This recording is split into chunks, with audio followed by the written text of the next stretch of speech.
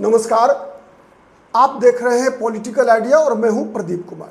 मित्रों, बिहार के लिए ये चुनावी वर्ष है और हम प्रतिदिन किसी न किसी विधानसभा सीट पर जो परिस्थितियां हैं, कौन कौन से उम्मीदवार वहां इस बार चुनाव लड़ने के लिए अलग अलग दल से संभावित है, इसका विश्लेषण करते हैं और किसके जीतने की वहां पर संभावना बनती है। तो आज हम मधुबनी जिले के हरलाखी विधानसभा सीट की चर्चा करेंगे। आपको पता है, हरलाखी से वर्तमान में जनता दल यू के उम्मीदवार, जनता दल यू से विधायक हैं वहां सुधांशु शेखर। सुधांशु शेखर 2020 का विधानसभा चुनाव लगभग 17,593 वोटों से उन्होंने सीपीआई मतलब कम्युनिस्ट पार्टी ऑफ इंडिया के बुजुर्ग नेता कॉमरेड राम नरेश पांडे को उन्होंने हराया था। और तीसरे नंबर पर वहां रहे थे मोहम्मद शब्बीर अहमद, जो कि निर्दलीय उम्मीदवार के चुनाव रूप में 2020 का विधानसभा चुनाव लड़ा था उन्होंने। तो वो तीसरे नंबर पर रहे थे और उनको भी लगभग 27,499 वोट मिला था तब जब वो तीसरे नंबर पर थे। मतलब राम नरेश पांडे और अगर शब्बीर अहमद के बीच वोटों का बंटवारा नहीं हुआ रहता तो फिर परिणाम कुछ अलग हो सकता था। ये बात आप ध्यान में रखिए, इसलिए कि मैं आगे जो बातें बताने जा रहा हूं उससे इसका संबंध है।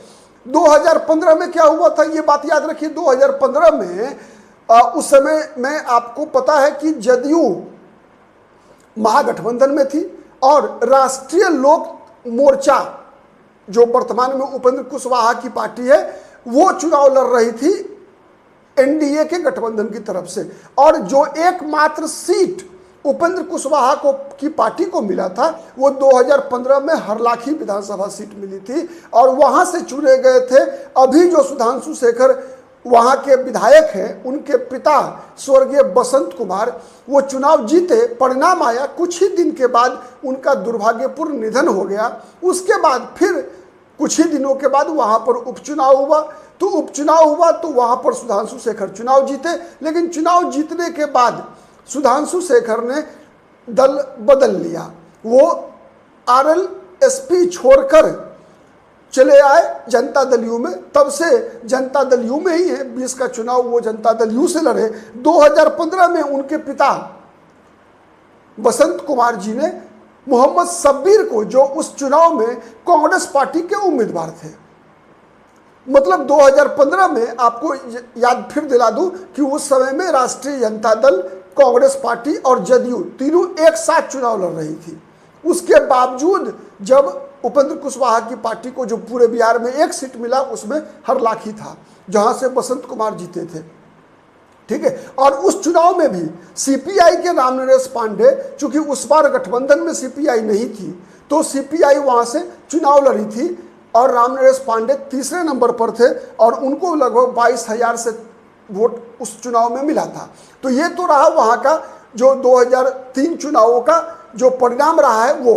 लेकिन इस बार 2025 के विधानसभा चुनाव में भी एक उम्मीदवार बढ़ने की संभावना दिख रही है। ये बात लगभग तय दिख रही है कि वहां से सुधांशु शेखर ही जदयू के उम्मीदवार होंगे, इसकी पूरी संभावना इस बार भी है। लेकिन महागठबंधन का उम्मीदवार कौन होगा ये अभी तक स्पष्ट नहीं है, क्योंकि तीनों दल के पास जो उम्मीदवार है वो एक पर एक है। मतलब सीपीआई के पास जो राम नरेश पांडे बुजुर्ग नेता हैं और सबसे बड़ी बात क्या है कि वर्तमान में वो सीपीआई के स्टेट सेक्रेटरी हैं।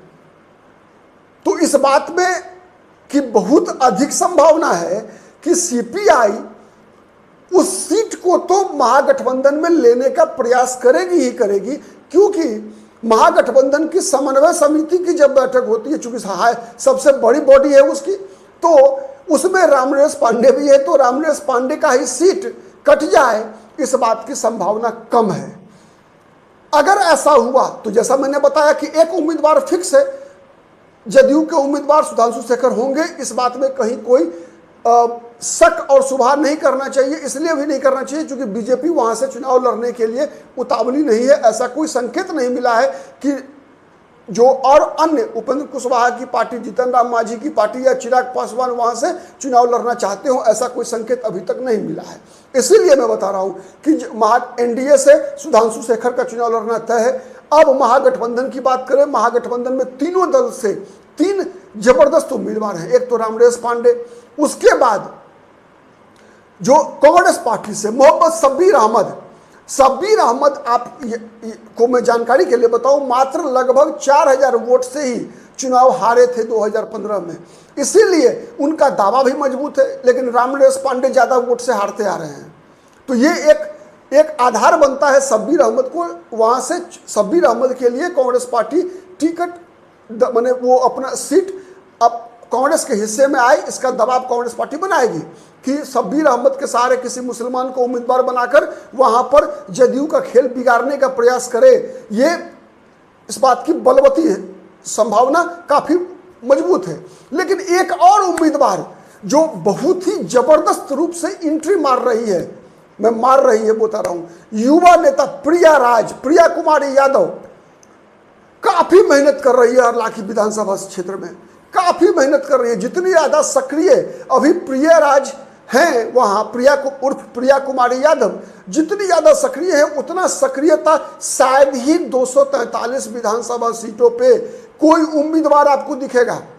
पटना विश्वविद्यालय से साइकोलॉजी की विद्यार्थी रही है प्रियाराज, पढ़ी लिखी भी है और काफी सक्रिय है, काफी मैच्योर्ड है, वैचारिक रूप से तेजस्वी यादव की फैन है और काफी मेहनत कर रही है। तो अब देखना है कि तेजस्वी यादव क्या प्रियाराज के लिए वीटो करेंगे, या एक और संभावना है, अगर राष्ट्रीय जनता दल के खाते में वो सीट आई तो क्या रामाशीष यादव जो पुराने उम्मीदवार हैं, वहां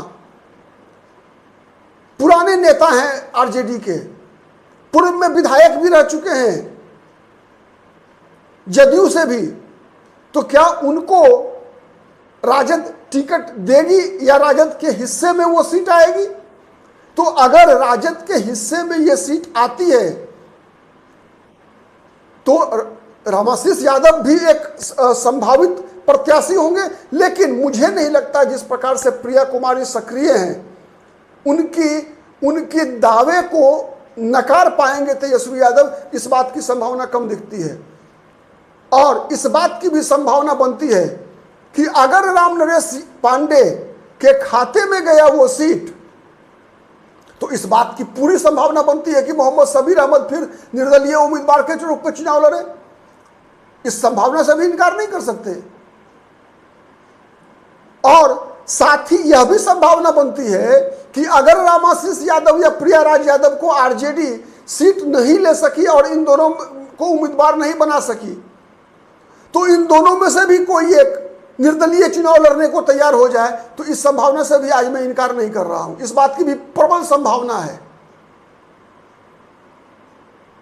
रही जीतने की संभावना, ये तो लड़ने की संभावना मैंने बताया। रही जीतने की संभावना में देखिए सीधा फॉर्मूला है। वहां अगर 1-1 अगर मुकाबला होगा, मतलब एनडीए वर्सेस महागठबंधन, अगर आमने सामने का मुकाबला होगा, चाहे उम्मीदवार कोई भी हो, रामनिवास पांडे हो, शब्बीर अहमद हो या रामाशीष यादव या प्रियाराज हो, कोई भी आमने सामने का मुकाबला होगा, तो फिर महागठबंधन की जीत लगभग तय होगी।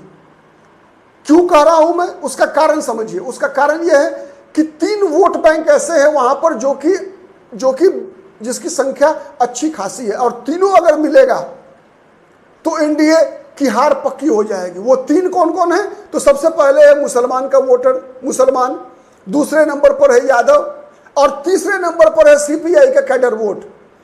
अगर ये 3 वोट बैंक मिल गया अगर, तो फिर महागठबंधन की जीत पक्की है। लेकिन अगर इन 3 वोट बैंक में अगर विभाजन हुआ, जितने उम्मीदवारों का नाम मैंने बताया, अगर इसमें से कोई भी एक भी उम्मीदवार, इतने मजबूत कद्दावर उम्मीदवार हैं ये लोग कि अगर कोई एक भी उम्मीदवार अगर निर्दलीय मतलब त्रिकोण बनाने का प्रयास करेगा, मुकाबले को त्रिकोणीय बनाने का प्रयास करेगा, तो फिर सुधांशु शेखर भास्कर को तीसरी बार चुनाव जीतने से शायद ही महागठबंधन रोक पाए।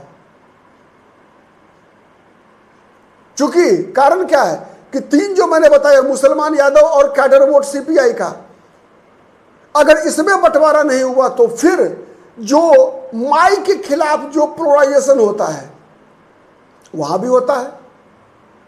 और अगर शब्बीर अहमद को अगर महागठबंधन ने उम्मीदवार बनाया तो फिर पोलराइजेशन धार्मिक आधार पर होगा।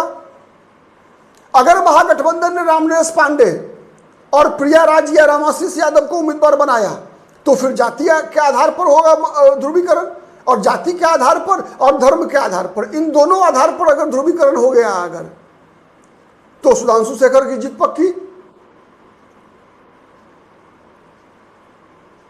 लेकिन ध्रुवीकरण भी हुआ, लेकिन आमने सामने का हुआ ध्रुवीकरण, तो फिर महागठबंधन की जीत पक्की। चूंकि कारण है उसका कि वहां पर अगर सिंगल जाति का वोट देखा जाए अगर, तो ये मुसलमान और यादव के बाद तीसरे नंबर पर आते हैं वैश्य। वैश्य में भी सूरी जाति के लोग सबसे ज्यादा है वहां, उसके बाद तेली की संख्या है, उसके बाद फिर जिसे मिथिलांचल में पचफोरना कहा जाता है, इनकी भी बहुत बड़ी संख्या है, और ब्राह्मणों की संख्या है, भूमिहारों की संख्या है। तो ब्राह्मण, भूमिहार, पचफोरना और बनिया, ये वोटर एक साथ आज के डेट में भी है। और चूंकि इनके खेमे से कोई निर्दलीय उम्मीदवार के रूप में अभी तक सामने नहीं है, इसीलिए मैं दोहरा रहा हूं, सुधांशु शेखर आज भी सबसे मजबूत उम्मीदवार हैं। लेकिन फिर आप कहेंगे कि महागठबंधन की तरफ से सबसे बेहतर कैंडिडेट कौन होगा, तो मेरा दाव होगा प्रिया राज पर। आप पूछेंगे क्यों, तो उसका जवाब है, देखिए जितने भी और उम्मीदवार हैं, रामाशीष यादव हो, शब्बीर अहमद हो या रामनिवास पांडे हो, पहले भी चुनाव लड़ चुके हैं, लड़ते आ चुके हैं, हारते आ चुके हैं। इसीलिए जनता इन लोगों से सबसे परिचित है पहले से, कुछ नयापन नहीं है। लेकिन प्रिया राज अगर उम्मीदवार बनकर आती हैं अगर महागठबंधन से, और कोई निर्दलीय, मतलब जिससे हम कहते हैं ना कि बागी कैंडिडेट महागठबंधन की तरफ से नहीं आता है अगर, तो प्रिया राज को जीतने से कोई रोक नहीं पाएगा। आज के लिए इतना ही। बहुत बहुत धन्यवाद। नमस्कार, जय हिंद, जय भारत।